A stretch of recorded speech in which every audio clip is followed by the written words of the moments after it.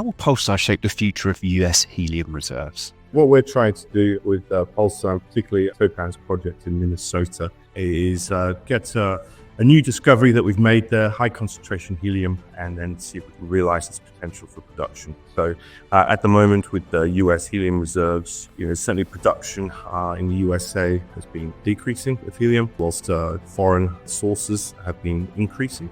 So what we're really looking to achieve is a contribution to US domestic supply, and then to alleviate the potential for the USA to become reliant on foreign sources of helium. And that's for a few reasons. One is geopolitics, so it's always better to have something close to home.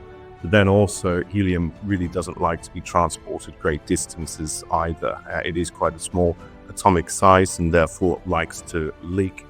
And then last year, the US Federal Helium Reserve, which is the large standalone helium storage facility in the USA, has been privatized as well. So that's created quite a lot of uncertainty, even more so about US supply. So really, Pulsar, what we're all about is to reach our objectives, and that is to bring some stability to the US domestic supply of helium. Okay, what can we expect from Pulsar's Topaz project in the years ahead?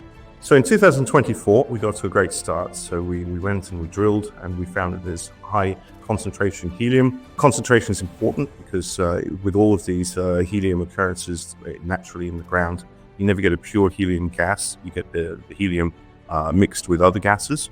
So therefore, concentration is important. The higher the concentration, then the less gas that would need to be processed in a production facility, and that has a lot of positive knock-on effect. So we've got a very high concentration there. We drilled and got up to 14.5% helium. And so what we're doing now is we're building on that success. So right now we've actually got a drill rig out there to go and re-enter that well that we drilled last year, and to then push it down deeper. The objective there is to test the full height of the reservoir. So it certainly appears that with what we've conducted to date, we've only just tagged the top of the reservoir. And so now it's to go through the full sequence. We're then looking to do a step out well. And so that is where we drill a second well nearby to jet stream number 1. And that's really going to tell us a lot about the reservoir characteristics. So you can appreciate that this is the first time this reservoir is being drilled. And so then to be able to have 2 wells close by to each other, and then to see how well do they talk to one another in terms of gas migration between the two. So what are we looking at? The porosity, the permeability of the rocks. That will give us a huge amount of data when it comes to our resource modeling, and modeling for production scenarios as well. And then what we're looking to then do is we recently announced an agreement with a group called Chart Industries.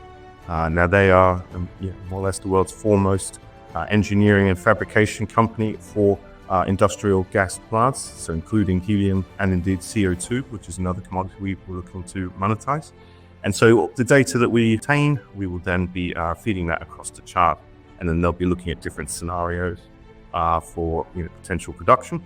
And in the meantime, we would then be looking to increase our footprint. So that would be additional drilling further afield from where the 2 first wells are, and then really grow the size of the resource as well. So the intention there is to find something which could sustain multiple years of production. As a company, we're not looking to find something small. We're looking to find something substantial, and we certainly believe that the Topaz project has the potential for that. So I really anticipate that in the short, medium, and potentially longer term, there's going to be quite substantial news flow coming from Pulsar. How will Pulsar ensure a steady, secure helium supply for the US? The style of deposit that we have in Topaz is quite different to a lot of the typical production at the moment. So most of the world's helium on a global basis is produced as a byproduct of natural gas. Where Pulsar is at the forefront is looking at reservoirs in the ground, naturally occurring reservoirs of gas, where helium is the primary economic driver, not natural gas. So the natural gas is there in trace quantities, whereas the helium is really the key one there. Should we get into that production stage, then the rate of production would be what the market requires for any given moment in time, potentially. So whereas you can't do that if helium is a byproduct, as it currently is. So helium is difficult to store. So you typically don't see helium containers on surface waiting to be utilized. Once again, going back to what I said earlier about that small atomic size, Whereas for a primary helium occurrence, the storage facility is actually the reservoir itself, the reservoir in the ground. So for us, we're very fortunate. We've got an impermeable rock unit on top of the reservoir, so we're not seeing any leakage of helium to surface. Having a high concentration primary helium occurrence, should we get that into production, then it would be somewhat akin to, say, the Federal Helium Reserve, which is in itself a standalone helium reserve, and that brought stability to US supply. Yeah, it is a bit like a flywheel in the system. It's able to produce the helium that's required at that given moment in time. And really, we hope and aspire that the Turquoise project in Minnesota could be something quite similar to that, which would really give a very nice option to US helium supply in something which is geared more towards helium than it is to natural gas as it currently stands.